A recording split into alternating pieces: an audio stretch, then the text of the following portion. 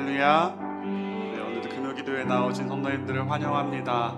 예배 가운데 그 소망 되신 예수님께서 또 우리의 음성을 들으시고 또 하나님이 합당한 말씀 우리에게 하실 줄 믿습니다.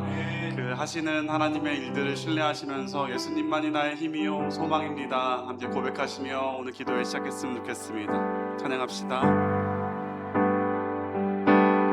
예수는 나의 힘이요 예수는 나의 생명이라 예수는 나의 참 기쁨 참 소망 예수는 나의 꿈이라 예수는 나의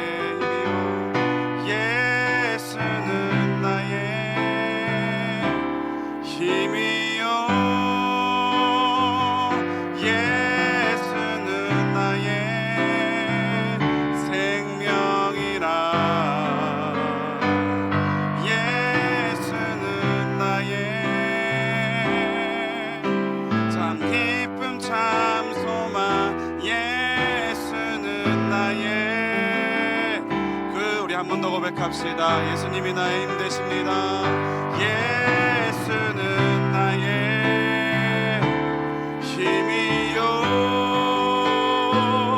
예수는 나의 생명이라 예수는 나의 참 기쁨 참 소망 예수는 나의 꿈이라 진리의 성령 내게 오셔서 진리의 성령 내게 오셔서 진리의 성령 나를 깨닫게 하사 주 예수만 바라보게 하시네. 진리의 성령 진리의 성령 내게 오셔서 진리의 성령 내게 오셔서 진리의 성령 나를 깨닫게 하사 주 예수만 바라보게 다시 우리 진리의 성령님을 초청합시다. 진리의 성령 내게 오셔서 진리의 성령 내게 오셔서 진리의 성령 나를 깨닫게 하사 주 예수만 바라보게 하시네. 예수는 나의 힘이요 예수는 나의 힘이요 예수는 나의 생명이라 예수는 나의 참 기쁜 참 소망 예수는 나의 마지막으로 고백합시다. 예수는 나의 예수는 나의 힘이요 예수는 나의 생명이라 예수는 나의 참 기쁜 참 소망 예수는 나의 그 진리의 성령님 오시옵소서. 진리의 성령 내게 오셔서 진리의 성령 내게 오셔서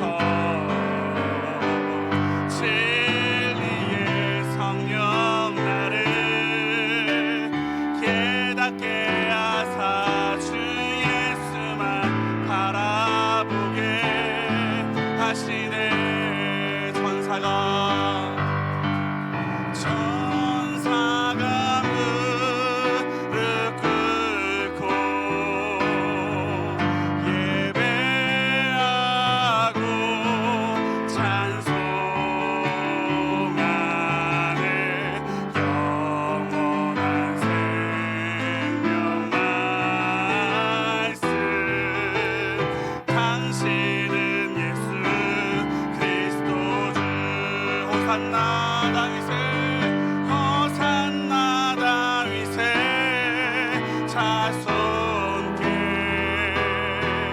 호산나 불러와 주의 왕 높은 하늘에 영광을 예수 주 메시아 호산나 다윗의 자손께 호산나 다윗의 자손께 호산나 불러와 주의 왕 높은 하늘에 영광을 예수 주 메시아 우리 고백합시다. 당신은 영광의 왕 당신은 영광의 왕 당신은 평강의 왕 당신은 하늘과 땅의 주 당신은 정의의 아들 천사가 무릎 꿇고 예배하고 찬송하네 영원한 생명 말씀 당신은 예수 그리스도 주 호산나 다윗의 호산나 다윗의 자손께 호산나 불러와 주의 왕 높은 하늘에 영광을 예수 주의 우리 한 번 더 고백합시다. 천사가 무릎 꿇고 천사가 무릎 꿇고 주님을 예배합니다.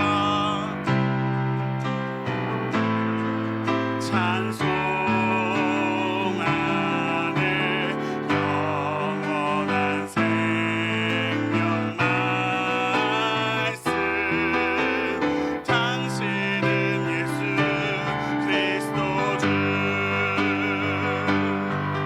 호산나 다윗의 자손께 호산나 불러와 주의 왕 높은 하늘에 영광을 예수 우리 마지막으로 고백합시다. 호산나 다윗의 자손께 호산나 다윗의 자손께 호산나 불러와 주의 왕 높은 하늘에 영광을 예수 주 메시아 되 할렐루야. 예수님만이 우리의 왕 되시고 찬양받기 합당하신 분인 줄 믿습니다. 우리 그분을 기쁨으로 함께 찬양하며 나아갑시다. 찬양합시다. 주 날 구원했으니 주 날 구원했으니 어찌 잠잠하리 기쁨의 찬송 드리리 주 내 제사했으니 주 내 제사했으니 어찌 잠잠하리 기쁨의 경배 드리리 우리 한 번 더 고백합시다. 주 날 구원했으니 주 날 구원했으니 어찌 잠잠하리 기쁨의 찬송 드리리 주님이 우리를 제사에 당신 주 믿습니다. 주 내 제사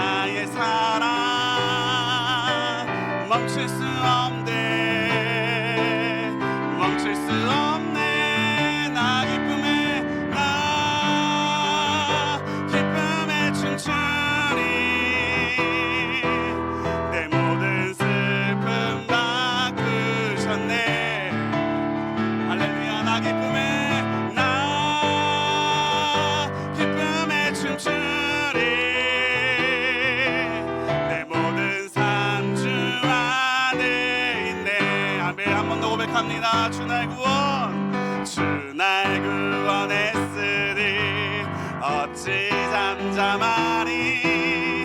기쁨의 찬송 드리리. 주 내 죄 사했으니, 주 내 죄 사했으니 어찌 잠잠하리. 기쁨의 경배를, 주를 향한 나의 열정, 주를 향한 나의 열정 멈출 수 없네, 멈출 수 없네. 나 기쁨에 춤추리. 내 모든 슬픔 바꾸셨네. 헤이 헤이 헤이. 나 기쁨에 춤추리. 아멘. 내 모든 삶 중, 우리 한 번 더 고백합시다. 나 기쁨에 춤추리. 나 기쁨에 춤추리. 내 모든 슬픔 바꾸셨네. 헤이 헤이 헤이 헤이 헤이. 나 기쁨에 춤추리.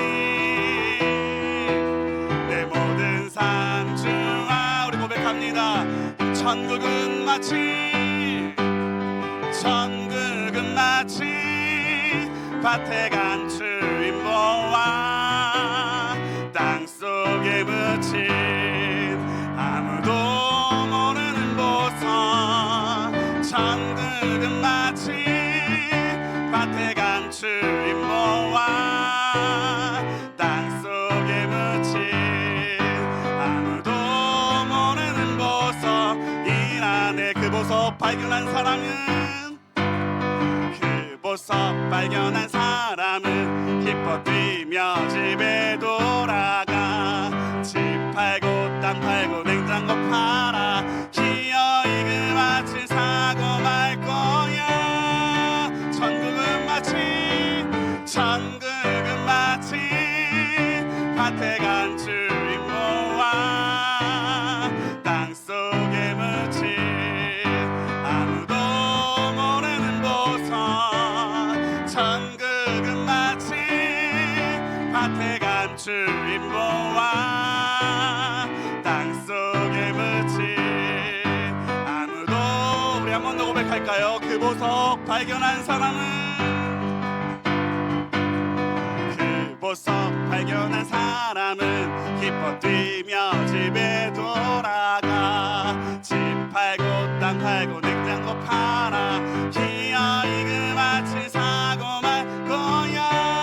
할렐루야. 천국은 마치, 천국은 마치 밭에 간 주인 보아 땅속에 묻힌 아무도 모르는 보. 마지막으로, 천국은 마치 밭에 간 주인 보아 땅속에 묻힌 아무도 모르는 보석이라네. 우리에게 천국 소망 원하시는 하나님께 영광의 박수 올려드립시다.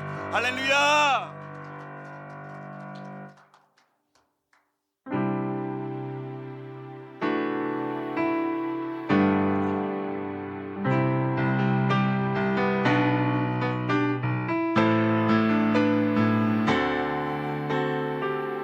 세상의 유혹시험이, 세상의 유혹시험이 내게 몰려올 때에 나의 힘으로 그것들 모두 이길 수 없네. 거대한 폭풍 가운데 위축된 나의 영혼 어찌할 바를 몰라 헤매이고 있을 때 주를 찬양, 손을 들고 찬양. 전쟁은 나에게 속한 것 아니니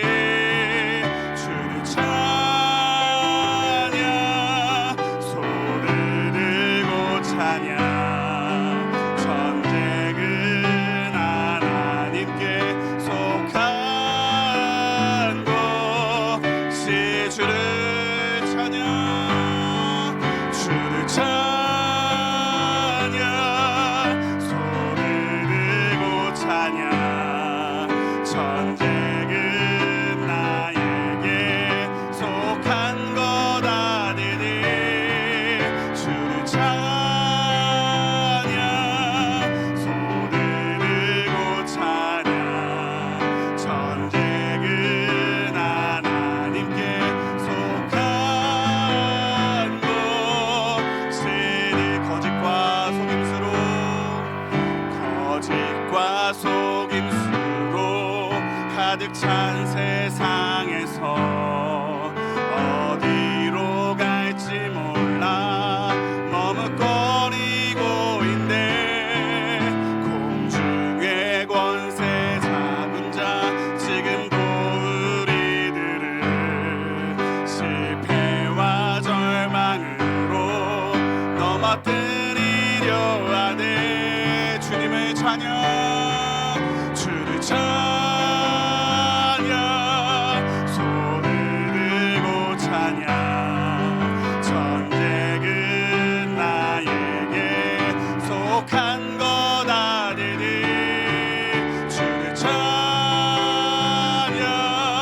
손을 들고 찬양 전쟁은 하나님께 속한 것. 우리 마지막으로 고백합시다. 주위를 둘러보면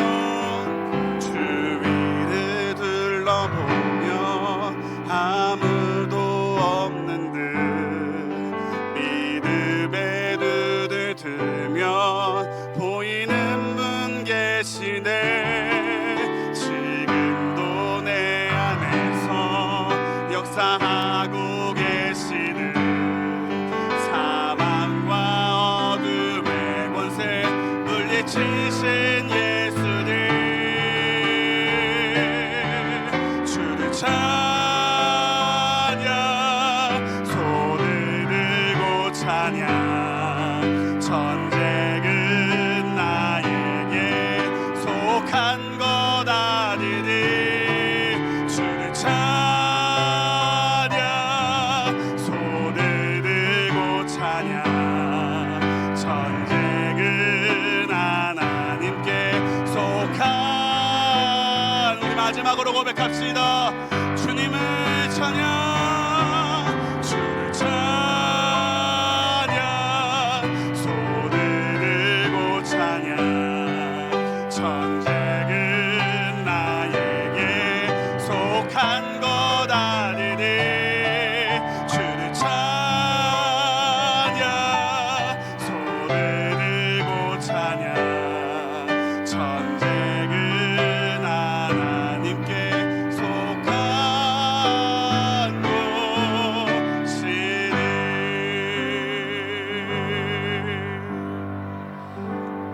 하나님 아버지, 하나님은 우리의 피난처시오 힘이시니 환난 중에 만날 가장 큰 도움이나 말씀하신 그 하나님의 말씀 따라 이 시간 우리의 눈을 들어 하나님 아버지만을 바라보는 예배의 자리가 되기를 원하오니 우리의 마음을 붙드시고 우리의 마음을 주장하여 주셔서 오직 성령 하나님만을 따라가는 예배의 자리 될 수 있도록 주님 우리를 인도하여 주시옵소서. 우리 그 은혜 구하며 주의 이름 한번 부르짖고 함께 기도하며 나아갑시다. 주여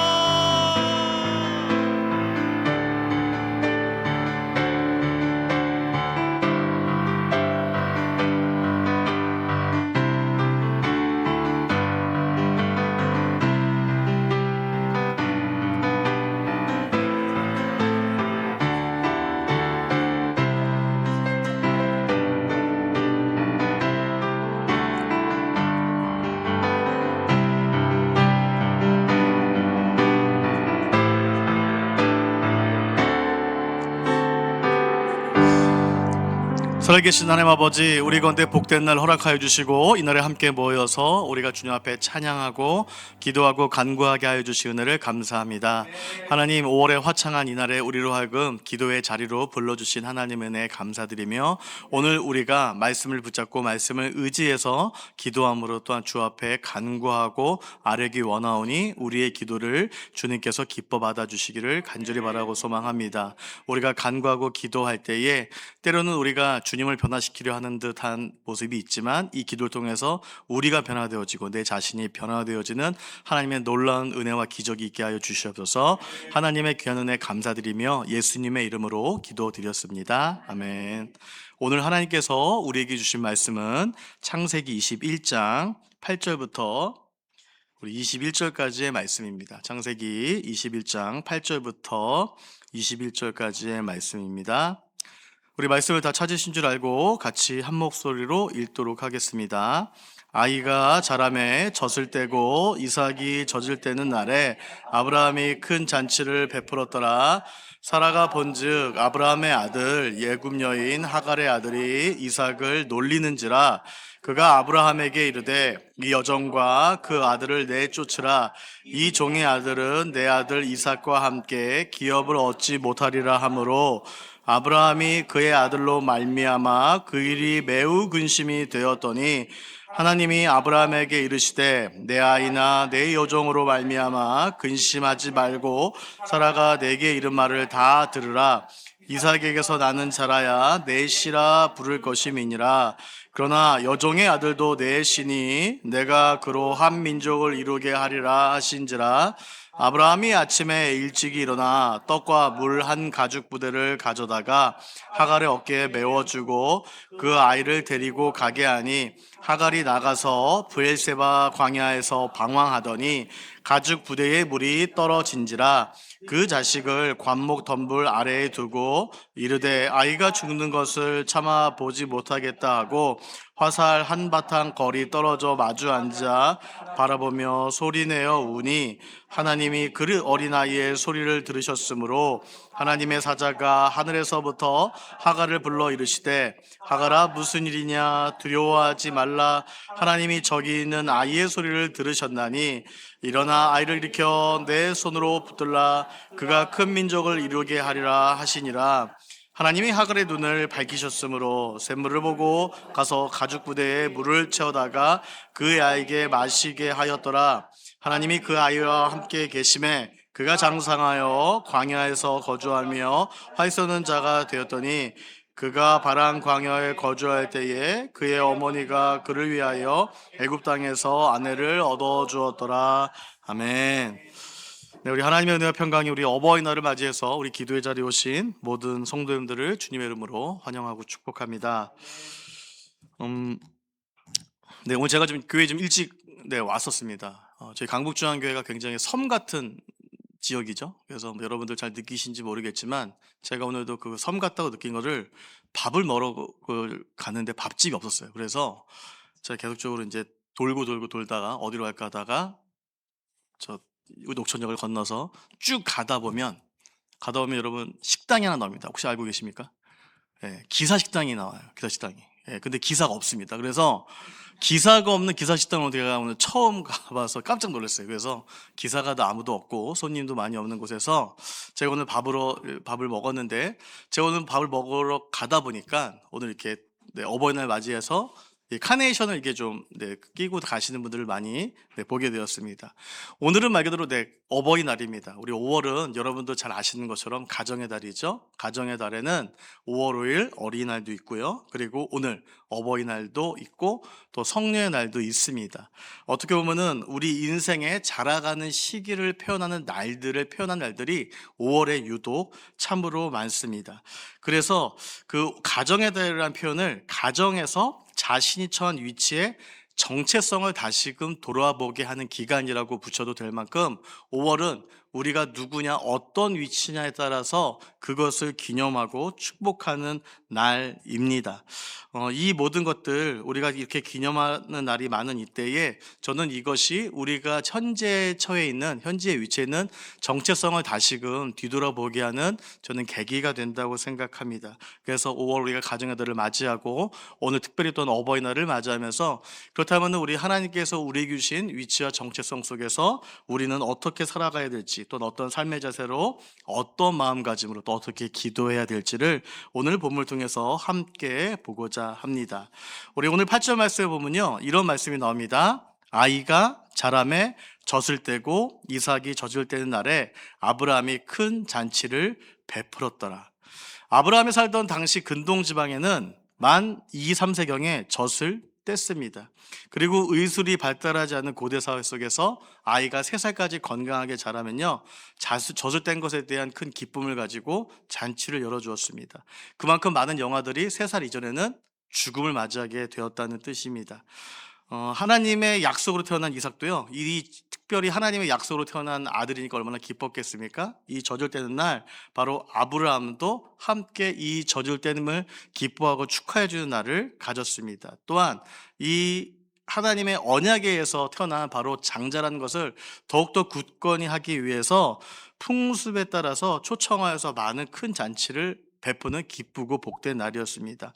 우리 한국에서도 이런 비슷한 날이 있죠. 바로 100일이죠. 요즘은 잘 안 해주는데, 과거에는 아이가 태어나면 100일, 그래서 100일이 되면 떡을 돌리고 100일이 되면 아이의 100일을 기념해 줬습니다. 왜 그랬을까요? 우리도 역시 과거에 못 먹고 못 살던 시기에 100일까지를 우리는 살리는 게 되게 큰 관건이었던 것도 싶습니다. 그래서 100일이 지나면 건강하게 산다는 그런 의미가 있어서 100일이 되면은 떡을 나누는 풍습이 있었습니다. 이 고대 근동에도 마찬가지로 이러한 풍습들을 가지고 이삭의 지금 첫 젖을 떼는 날을 기뻐하고 축하해주는 지금 상황과 환경에 있습니다. 아브라함은 100세의 아들 이삭을 얻었습니다. 여러분, 100세의 아들을 낳을 수 있을까요? 없을까요? 불가능합니다. 인간적인 희망이 전혀 없다는 것들을 우리는 알 수 있습니다. 그런데 이렇게 아브라함이 아들 이삭을 100세에 얻었던 것은 아브라함의 노력이 아니었습니다. 사실 아브라함은 더 이상 기대가 없었어요. 그런데 하나님께서 그분의 계획에 의해서 그분의 때에 아브라함이 전혀 자녀를 낳을 수 없는 극한 상황과 환경에 있을 때 하나님께서 아브라함을 통해서 자녀를 주세요. 창세기 18장 10절부터 11절 말씀에 이렇게 기록하고 있어요. 그가 이르시되 내년 이맘때 내가 반드시 내게로 돌아오리니 내 아내 사라에게 아들이 있으리라 하시니 사라가 그 뒤 장막문에서 들었더라. 아브라함과 사라는 나이가 많아 늙었고 사라에게는 여성의 생리가 끊어졌는지라. 이런 말을 듣고 사라가 어떤 식으로 반응하냐? 12절에 보면요, 사라가 속으로 웃고 이르되 내가 노쇠하였고 내 주인도 늙었으니 내게 무슨 즐거움이 있으리요. 사라의 반응은 당연한 반응이었겠죠. 왜요? 100세, 남편이 100세 되고 이미 본인도 이 성경에서 이야기하고 있는 것처럼 더 이상 아이를 낳을 수 없는 몸이 되었기 때문입니다. 사라가 이 하나님의 사자들이 이야기했던 이야기를 들으면서 당연히 이것에 대해서 웃거나 저건 말도 안 되는 얘기야 라고 사실 생각했던 것이 당연한 반응이었습니다. 그런데 훗날 로마서에서는요, 아브라함의 모습을 이렇게 표현하고 있습니다. 로마서 4장 18절 말씀에 아브라함이 바랄 수 없는 중에 바라고 믿었으니 이는 내 후손이 이같으리라 하신 말씀대로 많은 민족의 조상이 되게 하려 하심이라. 이삭 덕분에 아브라함이 믿음의 조상이라는 타이틀을 얻게 됩니다. 그래서 아브라함이 믿음의 조상의 상징이 돼요. 이삭은 단순한 아들이 아니었습니다. 하나님께서 특별한 방법으로 주신 선물인 동시에 하나님의 언약을 이어가는 상징적 존재였습니다. 그래서 아브라함이 믿음을 완성케 해준 바로 동기부의 존재가 바로 누구였다고요? 바로 이삭이었습니다. 자, 아브라함에게도 그러면 이삭은 특별했을까요? 특별하지 않았을까요? 특별한 존재였겠죠. 그리고 성경에 보면 사라는 정말 어떻게 보면 되게 인간적인 사람이었던 것 같아요. 그러니까 말도 안 되는 얘기, 하나님의 사자가 말도 안 되는 얘기를 하니까 반응하죠. 저거 말이 돼? 근데 사실 아브라함은 아무 반응이 없었어요. 성경은 사실 이 주변과 이유를 보면은 이랬다 저랬다 하는 말이 없어요. 그런데 로마서 저자는 이 모습을 보고 아브라함이 바랄 수 없는 중에 바랬다, 그것을 아브라함의 믿음이라고 표현하고 있는 것들을 우리는 본문을 통해서 볼 수가 있습니다. 아브라함에게 특별한 존재였어요. 왜냐하면 바랄 수 없는 중에 될 수 없는 가운데 된 존재이기 때문입니다. 그런데 여러분, 그렇다면 사라에게는 이삭은 어떤 존재였을까요? 더 특별했겠죠. 왜냐하면 자신의 몸으로 낳았잖아요. 자신의 몸이 더 이상 아이를 낳을 수 없는 몸이었는데 바로 자신의 몸을 통해서 정말 어떻게 보면 목숨을 걸고 아이를 낳았겠죠. 그러니까 얼마나 더 소중한 존재였을까요? 바로 자신의 생명 이상의 존재였어요. 그래서 상식의 기준으로 이미 아이를 얻을 수 없는 상태였는데 특별한 은혜를 통해서 아들을 얻게 됩니다. 우리 지금도 많은 분들이 또한 자녀를 얻기 위해서 간구하고 기도하고 있는 것들을 보게 됩니다. 그러다가 하나님께서 특별한 은혜와 길을 통해서 우리 또한 자녀들을 주시거든요. 그럴 때 그 자녀들을 얼마나 소중히 생각합니까? 물론 제가 그런 분들 뵈니까 나중에 또 키울 때는 속을 썩으시고 뭐 화는 내시긴 하더라고요. 어이구, 그러면서 이제. 하지만 적어도 그 자녀들이 태어나기까지 그 과정을 통해서 마음을 쓰고 생각을 쓰고 함께 간구하고 기도하고 이런 과정을 통해서 자녀를 얻었을 때 그 기쁨을 이루 말할 수 없었습니다. 사라는 더했겠죠. 그런데 그런 상황 속에서 사라가 이런 꼴을 보게 돼요. 오늘 9절 10절 말씀에 보면 이렇게 나와 있습니다. 사라가 본즉 아브라함의 아들 애굽 여인 하갈의 아들이 이삭을 놀리는지라. 그가 아브라함에게 이르되 이 여종과 그 아들을 내쫓으라. 이 종의 아들은 내 아들 이삭과 함께 기업을 얻지 못하리라 하므로. 자, 그런데 이렇게 소중한 자신의 분신인 이삭에게 여종 하갈의 아들인 이스마엘, 다시 말해서 배다른 형이 있겠죠? 배다른 형이 놀려요. 자, 근데 그 놀림이 화근이 됩니다. 그래서 사라가 엄청나게 분노를 하게 되죠. 사실 성경에서 보면 사라에 대해서 우리가 특별히 잘 관심 있게 안 보지만 사라는 굉장히 불같은 여인이었고 굉장히 그랬던 여인인 것 같아요. 그래서 이 여인이 어떻게 하갈을 대했는지가 성경에서 종종 보게 되는데, 자, 이삭에게는요, 여러분 배다른 형이 한 명 있었어요. 잘 아시는 것처럼 이스마엘이었어요. 그렇다면 이스마엘이 누구고 어떻게 태어난지를 우리 창세기 16장 1절 2절과 또 15절 16절 말씀을 오늘 같이 한번, 본문 나오겠습니까? 본문을 통해서 같이 한번 읽어볼 수 있을까요? 아니면 저 혼자 읽을까요? 나오겠습니까? 나옵니까? 네. 자, 그럼 저 혼자 읽겠습니다. 시작. 아브라함의 아내 사레는 출산하지 못하였고 그에게 한 여종이 있으니 애굽 사람이요 이름은 하갈이라. 사레가 아브라함에게 이르되 여호와께서 내 출산을 허락하지 아니하셨으니 원하건대 내 여종에게 들어가라. 내가 혹 그로 말미암아 자녀를 얻을까 하노라 하매 아브라함이 사라의 말을 들으니라. 하갈이 아브라함의 아들을 낳음에 아브라함이 하갈이 낳은 그 아들을 이름하여 이스마엘이라 하였더라. 하갈이 아브라함에게 이스마엘을 낳았을 때에 아브라함이 86세였더라. 네, 아브라함은요 86세에 첫 아들을 얻어요. 그런데 아브라함과 사라의 가정에 오랫동안 자녀가 없었어요. 자녀가 없음으로 인해서 대가 끊길 것을 걱정했던 사라는 자신이 임신하지 못하자 그의 여종인 하갈을 통해서 아브라함의 가문의 대를 바로 잇고자 했습니다. 당시 부끄러운 것들이 아니었죠. 당신의 문화와 전통에서는 충분히 있었던 일이었어요. 당시에는 자신이 아이를 낳지 못하면 자신의 몸종을 통해 후사를 얻음으로 인해 대를 이어가는 것이 일종의 문화였습니다. 사라도 오랫동안 자녀가 없는 것에 대한 스트레스도 있었고 어려움도 있었고 연약함도 있었을 거예요. 하지만 그것들로 인해서 나로 인해서 그 후대가 이어가지 못하는 것에 대한 것들을 원치는 않았기 때문에 그녀는 자신의 몸종인 이집트인 하갈을 통해서 대를 이어가기를 소망하였고, 그래서 하갈의 몸을 통해서 아브라함의 피가 섞인 아들을 얻게 됩니다. 그 아이가 바로 이스마엘이었는데 아브라함의 나이가 몇 살 때 얻은 자녀였다고요? 86세. 지금 상상해도 끔찍한 일이죠. 86대 자녀를 얻고 100세 때 자녀를 얻고 어떻게 키울까요? 어쨌든 이렇게 하나님께서 자녀를 주십니다. 사라는 자신의 의무를 다했기 때문에 안도감이 있었지만 어떤 면에서는 완벽하지 못한 마음을 가지고 살 수밖에 없었습니다. 가장 좋았던 것은 사실 내 몸을 통해서 내가 자녀를 낳아야 되는데 그러지 못했다는 그런 좀 죄책감 아니면 미안함 여러 가지 복잡다단한 감정이 있었을 거예요. 그런데 그 마음의 짐을 덜어낼 수 있는 은혜를 과연 하나님께서 주실까도 생각지 않았을 것 같아요. 사라는. 근데 어느 날 하나님께서 그녀는 그렇게 생각하지 않았지만 그럼에도 불구하고 하나님의 계획에 의해서 사라가 가지고 있었던 그 마음의 짐을 하나님께서는 내려놓을 수 있도록 허락해 주세요. 그래서 이삭을 그녀의 몸 가운데 그녀의 몸을 통해서 낳게 하시죠. 그러니까 여러분 이삭에 대한 마음이 남다를까요? 남다르지 않을까요? 남다르죠. 얼마나 기다렸겠습니까? 자기의 목숨을 줄 만큼 소중한 존재가 이삭이었던 거죠. 그런데 더 나아가서 자신의 아들을 보호하고자 하는 본능은 사실 지금 하갈도 마음에 안 들어 죽겠는데 하갈의 아들 이스마엘이 그 자기 아들을 놀리는 것을 보고 더욱더 분노가 일어나는 것입니다.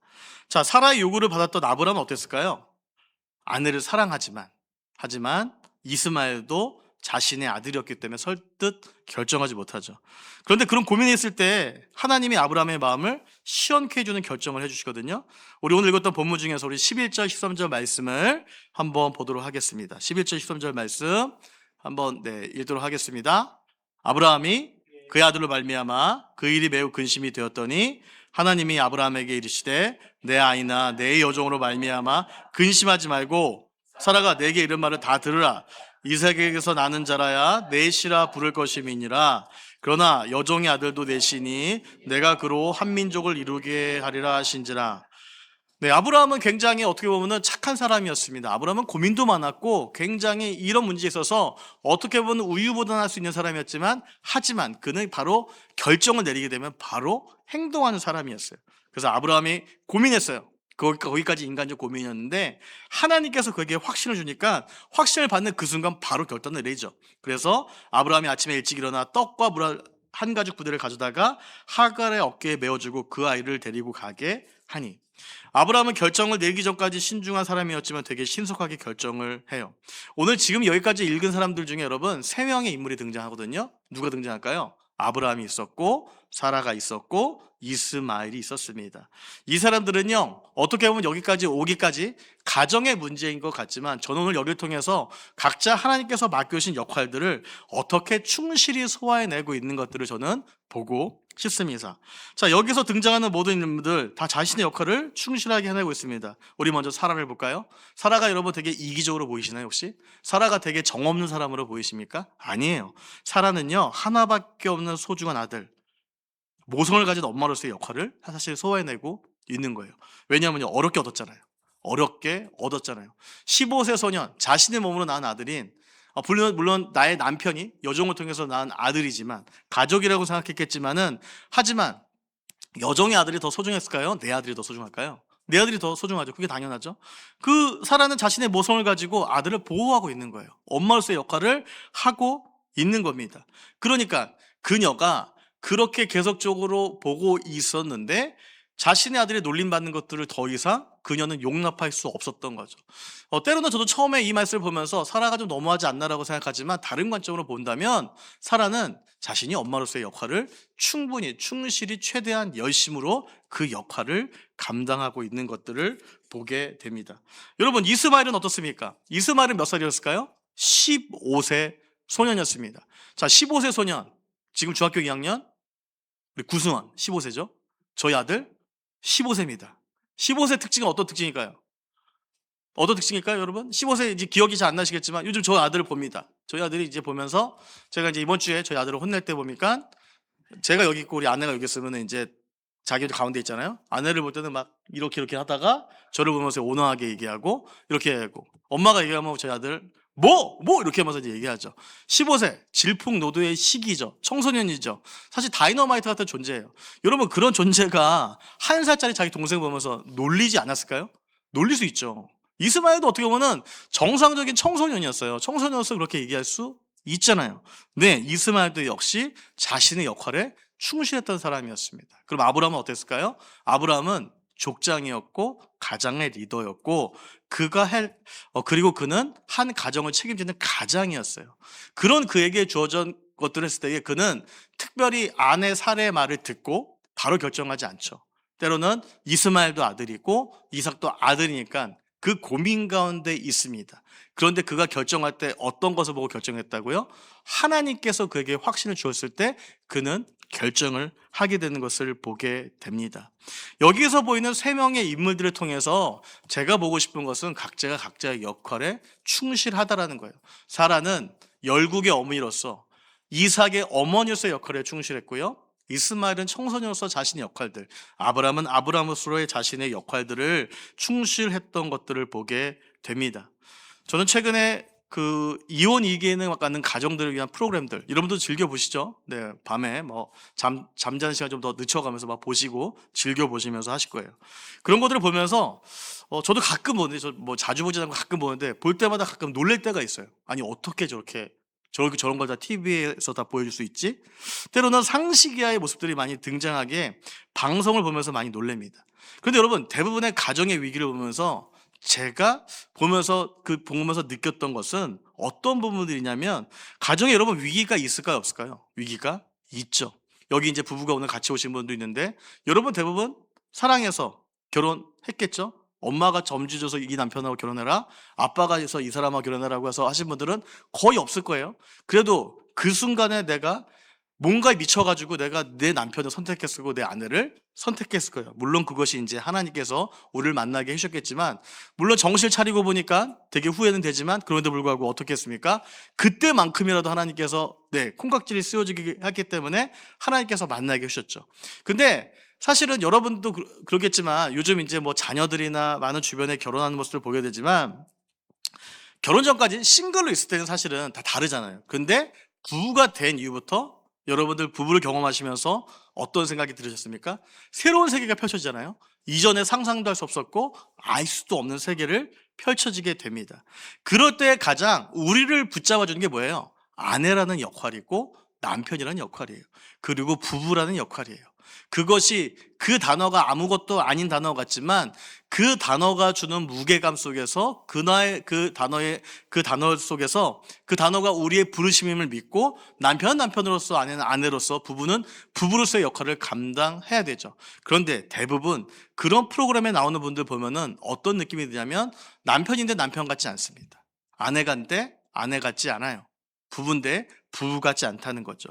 그것이 바로 이 시대를 살아가는 부부들의 관계 속에서 오는 문제인 거죠. 우리가 어떤 분들은 결혼을 언약으로 표현하고, 네, 맞습니다. 결혼은 언약이죠. 하나님께서 우리 가운데 언약을 통해서 보여주신, 하나님께서 만들어주신 관계입니다. 바로 우리가 그냥 살아가는 것이 아니라 아내로서, 남편으로서, 부부로서 우리가 그렇게 살아가는 것들에 대해서 많은 분들에게 이야기하고 약속하는 시기, 바로 결혼식 아니겠습니까? 바로 그것이 우리가 많은 이들로 하여금 내게 맡겨진 역할이, 이게 당신이 하나님께서 내게 주신 역할이니 이렇게 살겠습니다라고 우리가 선포하고 결단하고 헌신하는 거죠. 그런데 더 이상 자신의 역할에 대해서 정체성도 없고 어떻게 살아가야 되는지도 모르고 무엇을 해야 될지도 못하다 보니까 이런 문제들이 발생하게 되는 것들을 보게 됩니다.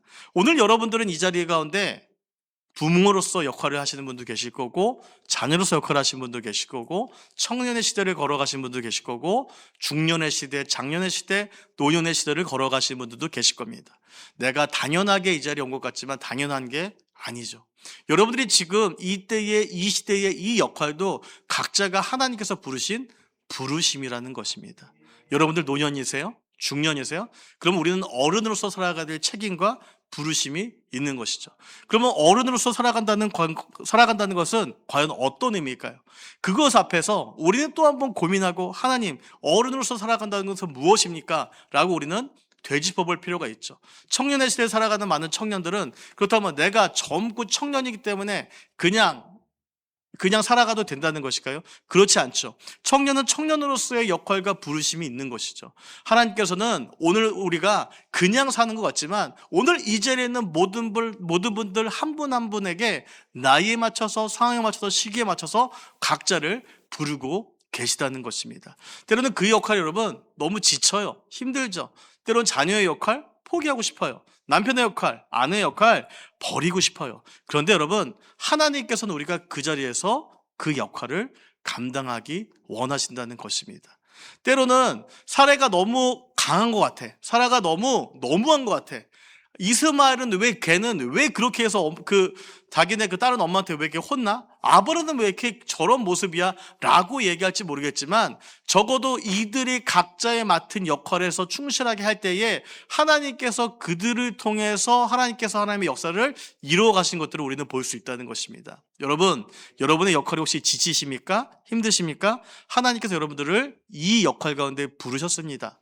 여러분, 그동안 오늘 어버이날인데 어버이로서, 내가 부모로서 하는 역할들이 힘드셨다면 네, 하나님께서 맡겨주신 역할이에요. 하나님께서 그 길을 여실 겁니다. 자녀로서의 역할이 힘드셨어요? 하나님께서 그 자녀의 역할을 여실 거예요. 여러분, 나이가 들어가면서 좀 서글프세요? 힘드세요? 아니에요. 하나님께서 비록 내 육신은 점점 더 쇠퇴해갈지 모르겠지만 하나님께서 여러분들의 있는 현재 위치를 통해서 하나님께서 하실 일들이 있음을 기억하시면서 지금 나는 나의 부르신 가운데 있음을 기억하시면서 오늘 살아가시고 내일 살아가시는 저와 여러분이 되시길 주의 이름으로 축복합니다. 자, 두 번째는요. 제가 그래서 첫 번째 제목은 사실은 하나님께서 각자의 역할에 부르심이 있다는 거였고요. 두 번째는요, 하나님은 하나님의 역할에 최선을 다하신다는 거예요. 우리 14절부터 21절까지의 말씀을 한 번 더 보도록 하겠습니다. 자, 14절 말씀. 네, 하반부부터 읽을 텐데, 읽어가 시작. 하갈이 나가서 브엘세발 광야에서 방황하더니 가죽 부대의 불이 떨어진지라 그 자식을 관목 덤불 아래에 두고 이르되 아이가 죽는 것을 참아 보지 못하겠다 하고 화살 한바탕 거리 떨어져 마주 앉아 바라보며 소리내어 우니 하나님이 그 어린아이의 소리를 들으셨으므로 하나님의 사자가 하늘에서부터 하갈을 불러 이르시되 하갈아 무슨 일이냐 두려워하지 말라 하나님이 저기 있는 아이의 소리를 들으셨나니 일어나 아이를 일으켜 내 손으로 붙들라 그가 큰 민족을 이루게 하리라 하시니라. 하나님이 하갈의 눈을 밝히셨으므로 샘물을 보고 가서 가죽 부대에 물을 채워다가 그 아이에게 마시게 하였더라.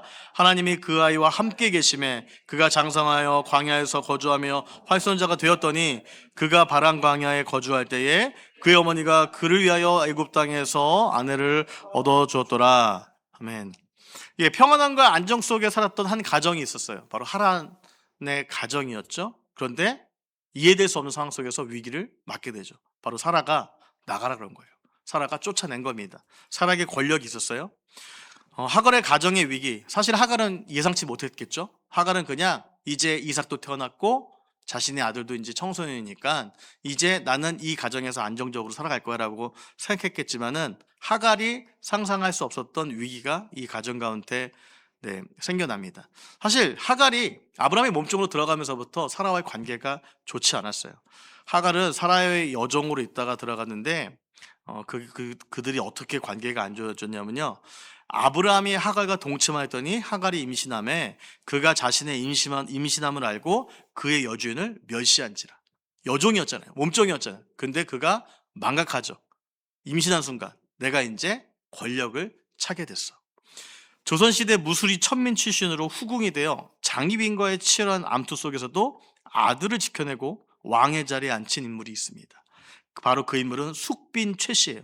그러니까 우리 조선의 그 왕족 중에서 이렇게 무술이가 그 후궁이 되어서 어떤 왕의 어머니 자리에 앉은 경우가 거의 없는데 이 숙빈 최씨라는 분이 바로 그 일들을 합니다. 그가 누구냐면 그의 아들이 조선의 21대 왕이었던 그리고 조선을 51년간 다스렸던 바로 영조의 어머니입니다. 영조의 어머니가 그 일들을 해요.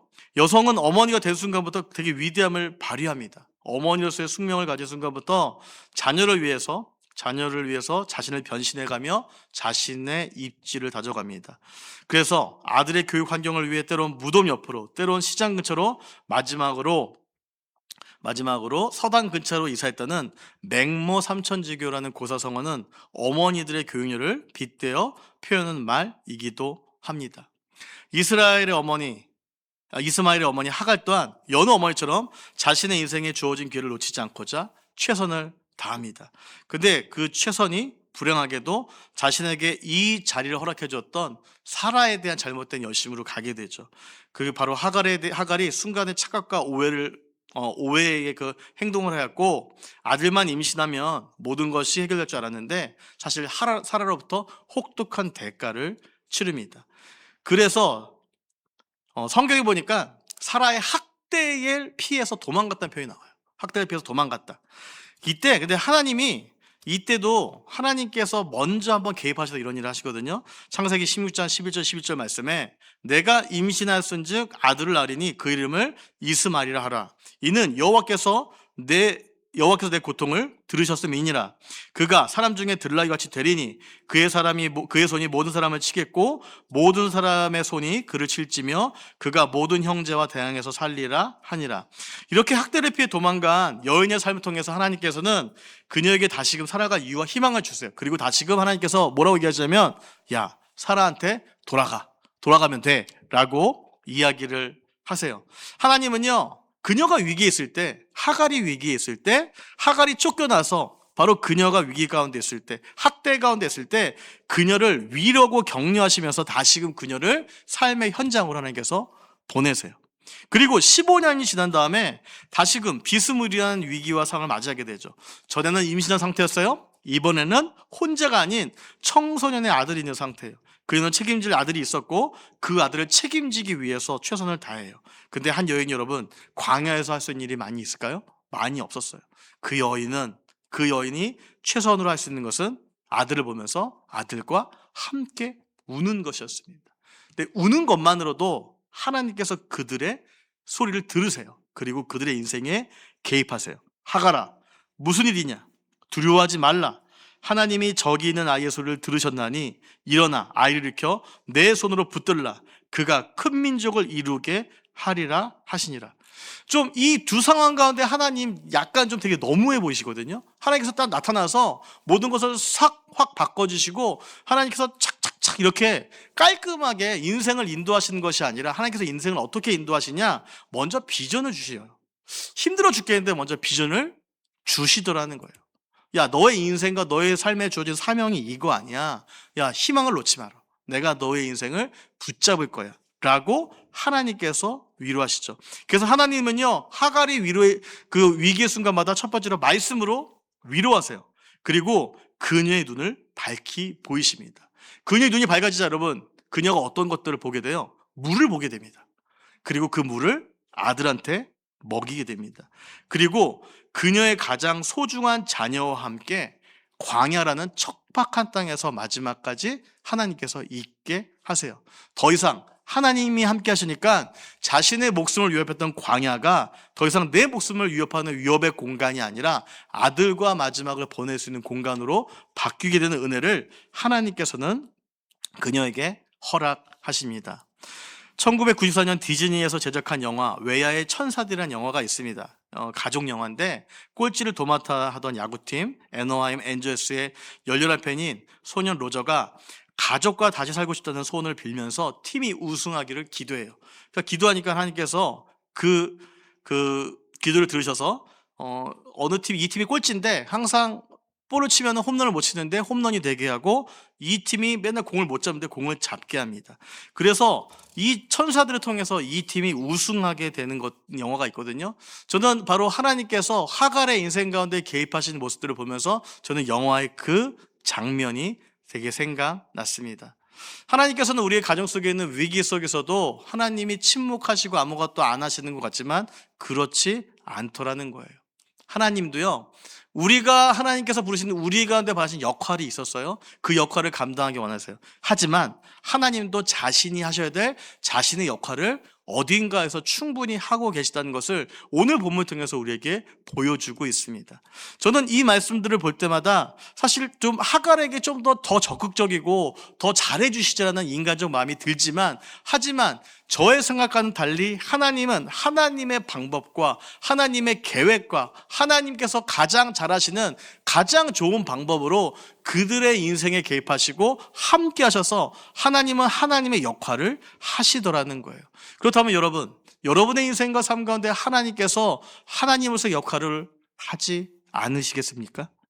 바로 한 여인, 정말로 어떻게 보면은 보잘것없는 한 몸뚱아 같은 여인의 인생과 삶에도 찾아가셔서 그분께서 그녀의 여인이 위기의 순간마다, 즉 죽음까지 가는 그 순간마다 하나님께서 함께 하셔서 하나님의 역할을 하시는 그 하나님께서 오늘 살아가는 우리 인생과 삶 가운데도 하나님의 역할을 하고 계시더라는 거예요.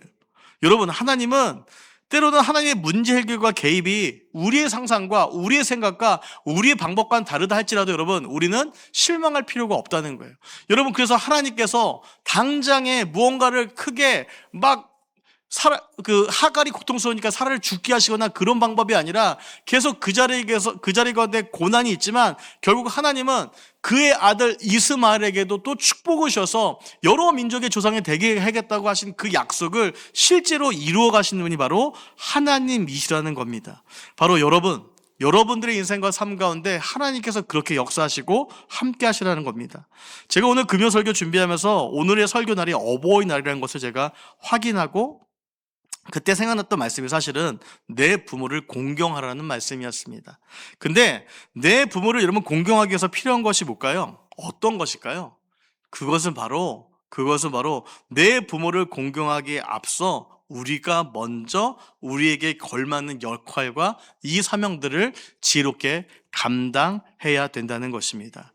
동안교회 담임하시고 높은 뜻교회 창립하셨던 김동호 목사님은 독설가로 유명한데 그분이 쓰셨던 책 중에 하나가 이런 제목이 있어요. 자녀의 은혜를 아는 부모. 되게 역설적이죠? 근데 자녀가 우리 가운데 은혜라는 거예요. 왜 은혜냐? 바로 자녀가 단순히 양육의 대상이 아니고 부모에게 기쁨과 보람을 주는 은혜의 존재로 인식할 것을 이야기하면서 부모가 자녀의 은혜를 알아줄 때 자녀 또한 부모의 은혜를 알아준다고 이야기를 하고 있어요. 그러면서 신뢰와 존중의 원칙을 강조하면서 바로 쌍방향으로 은혜가 주어진다고 이야기를 합니다. 또한 자녀를 아랫사람으로 여겨 마음대로 하려는 태도를 경계하고 하나의 인격체로 존중하는 교육 자세가 중요하다고 강조합니다. 오늘 이 시간 이 땅에서 우리 부모로서 살아갔던 또 살아오는 사랑하는 성도 여러분 지치고 힘들 때에 하나님께서 이 역할이 내게 맡겨주신 역할임을 기억하면서 여러분들이 이 역할들 포기하지 않으셨으면 좋겠습니다. 때로는 자녀들이 속썩이고 좌절케 하고 낚시케 한다 할지라도 여러분들의 자녀가 여러분들이 하나님께서 주셨던 선물이요 은혜임을 기억하면서 그들을 위해서 여러분들 기도해 주는 것들, 기도의 축복들을 놓치지 아니하며 우리 그들을 위해서 여러분들이 간구하고 기도하기 시작할 때에 하나님은 하나님의 역할을 하나님대로 하시면서 우리의 삶과 여러분의 가족에 있는 모든 가족의 삶을 이끌어 가실 것들을 기억하시면서 여러분 우리의 역할을 계속적으로 감당해 낼 수 있는 힘을 달라고 기도하며 승리해 가시는 저와 여러분 되시기를 주의 이름으로 축복합니다. 이 시간 우리 같이 한번 기도하겠습니다. 우리 한번 같이 기도할 때에 오늘 말씀 나눈 것들을 기억하시면서 첫 번째는 우리가 이렇게 기도했으면 좋겠습니다. 하나님께서 지금 2026년도를 살아가는 제 인생 가운데 제가 감당해야 될 역할이 있습니다. 그것이 자녀의 역할도 있고 부모의 역할도 있습니다. 되게 잘하고 싶은데 되게 잘 감당하고 싶은데 잘 안 될 때가 너무 많습니다. 자녀에게 미안할 때도 많고 때로는 내 부모님께 미안할 때도 되게 많습니다. 하나님, 제게 맡겨주신 이 역할, 이 사명 저에게 잘 감당할 수 있는 주님 힘 좀 주시옵소서. 제게 포기하고 싶었던 마음도 있고 징글징글하게 너무 힘들었던 이 마음과 이 상황과 환경도 있었지만 내가 포기하지 않게 하시고 내가 있는 이 위치에서 이 부르심에 내가 다시 한번 주님께서 나로 하여금 지금 있는 이 위치가 하나님의 부름임을 기억하며 주님 내게 맡겨진 내가 이 부모의 역할, 자녀의 역할 잘 감당할 수 있는 힘을 달라고 이 시간 같이 한번 기도하며 나가도록 하겠습니다. 함께 기도하겠습니다. 하나님 아버지 감사합니다. 하나님 아버지 우리를 하나님께서 함께 해주시는 은혜로 말미암아 우리 가운데 하나님께서 자녀의 역할을 감당케 하시네 감사드리며 우리 가운데 또한 부모의 역할을 감당케 하시네 감사합니다. 하나님 아버지 우리를 또한 부모로서 주님 아버지 우리 가운데 감당케 하시네 감사하며 우리 가운데 또한 자녀로서의 역할을 감당케 하시네 감사합니다. 때로는 이 역할이 피곤하고 지치고 힘들고 너무너무 포기하고 싶을 때가 많이 있지만 우리 가운데 포기하지 않는 그 마음과 삶을 허락하여 주시고 그 은혜를 넣어 주시기를 기도합니다. 하나님 아버지 그래서 이 역할을 감당해 나갈 때에 이 역할을 감당해 나감으로 말미암아 하나님 내게 이 주신 역할이 하나님께서 주신 내게 축복임을 기억하며 은혜임을 기억하며 이 은혜와 축복을 내가 믿음으로 감당해 나갈 수 있는 나의 인생이 되어지게 도와주시옵고 나의 삶이 되어지게 도와주시기를 기도하고 나가오니 하나님 나의 역할을 감당케 할 수 있는 그 힘과 능력을 더하여 주시옵소서. 하나님 아버지 이제 부모의 역할을 감당해 나갈 때에 미안함으로 가는 것이 아니요 중보의 자로서 하나님 아버지 자녀를 위한 중보를 하나님 아버지 포기하지 않고 끊임없이 감당해 날 수 수 있는 우리 모두가 되어지게 도와주시기를 기도합니다. 자녀를 바라보고 나갈 때에 내가 무언가를 못해줘서 미안한 것이 아니라 하나님 더욱더 기도함으로써 중보함으로써 우리의 자녀들을 대주로 믿음으로 세워갈 수 있는 바로 우리가 그 사명을 감당해 나갈 때에 지치지 않게 도와주시옵고 곤비치 않게 도와주시기를 기도합니다. 하나님께서 함께 하셔서 우리 또한 부모를 모시고 있는 우리 부모와 함께 살아가고 있는 우리의 역할이 주께서 함께 하여 주시옵고 우리의 부모들을 기억하며 우리 부모에게 감사함으로 우리 부모를 위해서 간구하며 기도하며 살아갈 수 있는 우리 모두가 되어지게 도와주시기를 그 시간 간절히 바라고 소망합니다. 하나님 아버지, 때는 두 가지 역할을 감당해야 돼서 너무 힘들고 너무 어렵다 할지라도 그 힘듦과 어려움 속에서도 우리 가운데 함께 하시는 그 하나님의 은혜로 말미암아 우리 가운데 맡겨진 그 역할을 감당해 나갈 수 있는 우리 모두가 되어지게 도와주시고 인도하여 주시옵소서. 하나님, 우리 가운데 하나님의 은혜가 필요한 자임을 고백합니다. 우리 가운데 하나님의 은혜를 더하여 주시면서 하나님의 풍성함을 더하여 주시기를 기도하오나가오니 우리 가운데 하나님 역사하여 주시면서 그래서 하나님 아버지, 우리에게 맡겨주신 이 귀한 사명을 감당해 나갈 때에 하나님 아버지, 내가 다른 곳에서 내가 비교하지 않게 도와주시고 내가 자책하지 아니하며 하나님께서 맡겨진 사명임을 기억하며 이 사명을 놓고 이 사명을 붙들고 달려갈 수 있는 나의 삶이 되어지게 도와주시고 나의 인생이 되어지게 도와주시기를 기도하오나가오니 우리의 역사해 주시고 주님 함께하여 주시면서 그래서 하나님 아버지, 비록 내가 가진 물질이 없다 할지라도 비록 내가 가진 능력이 없다 할지라도 그러나 하나님께서 나를 먼저 구해주셨고 믿음의 가정을 만들어가는 이들 가운데 더욱더 귀하게 쓰임받아 갈 수 있는 우리 사랑하는 성도님들이 되어지게 도와주시고 믿음을 자라게 도와주시고 믿음을 나눠줄 수 있게 도와주시고 믿음과 신앙을 나눠줄 수 있는 그 믿음의 부모의 역할을 감당해 나가게 도와주시기를 기도합니다. 아버지 하나님, 우리 가운데 그 일들을 행하여 주시고 인도하여 주셔서 우리 가운데 맡겨진 그 역할들 가운데 하나님 함께하며 나가기를 기도합니다. 하나님 아버지, 우리 가운데 주님께서 그 맡겨진 역할들을 감당해 나가게 도와주시고 인도하여 주시면서 하나님께서 함께하여 주신 그 은혜로 가운데에 아버지 하나님, 그 우리 가운데 맡겨진 그 역할들을 감당해 나갈 때마다 우리가 지치지 않냐며 곤비치 않냐며 우리가 다시 한번 우리가 살아갈 수 있는 우리 모두가 되어지게 도와주시기를 기도합니다. 우리네 가정을 지켜 주시면서 우리네 가정을 보호하여 주시면서 우리네 가정을 세워 주시면서 하나님, 우리네 가정에 있는 갈등과 문제와 어려움 가운데 하나님께서 함께하여 주셔서 그 모든 문제를 주 앞에 의탁해만 하거니 그 모든 문제를 해결해 주시고 인도하여 주시기를 기도합니다. 하나님께서 함께하여 주시고 인도하여 주시고 역사하여 주셔서 하나님께서 함께하여 주시는 주님의 내가 우리 가운데 있게 도와주시기를 기도합니다. 하나님께서 함께하여 주셔서 우리 가운데 맡겨진 귀한 역할을 주님 감당하게 도와주시고 인도하여 주시면서 우리 로마서 4장 18절 말씀에 아브라함이 바랄 수 없는 중에 바라고 믿었으니 이는 내 후손이 이 같으리라.